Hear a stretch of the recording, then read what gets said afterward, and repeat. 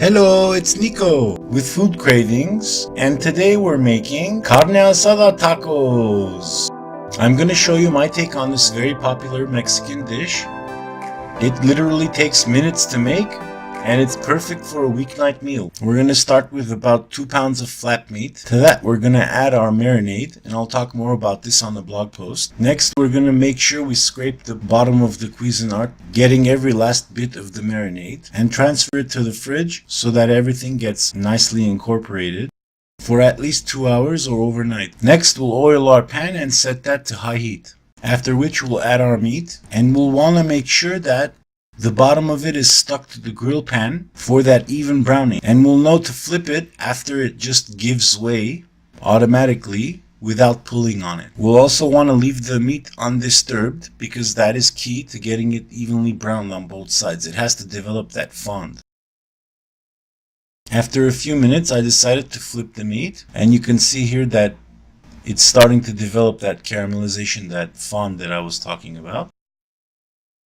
Now we're going to let this cook on both sides, but we don't want to overcook it because then what we'll be left with is dry meat, and you don't want that. Personally, I prefer my asada on the medium rare side, but then again, you're the chef. You can cook it a little bit more if you'd like. And right about now, I hit it with a little bit of cumin before flipping it. And at this point, I pretty much knew it was done. I kept feeling it out with my tongs. Once I decided it was cooked to my liking, it was time to give it a rest. After that, it was time to slice and dice.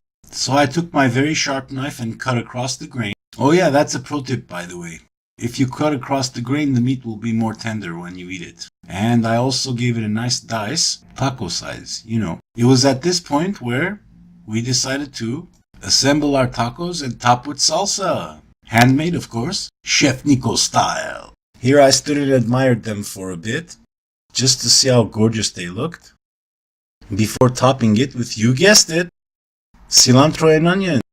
Man, look at those tacos. Oh my god. They came out so juicy and moist. The meat was so tender. It was time to go in for a taste. So I clenched my fingers around that corn tortilla so tight and proceeded to give it a taste. Oh man, it was so good. The spiciness of the carne asada with that marinade and that tang along with the corn tortilla to offset it counterbalanced each other very well. The cilantro added some freshness and the onions some crunch. I hope you've enjoyed the recipe for carne asada tacos. For more info and ingredient amounts, please visit www.chefnickostyle.blogspot.com. Also, don't forget to like and subscribe. Thank you and see you soon.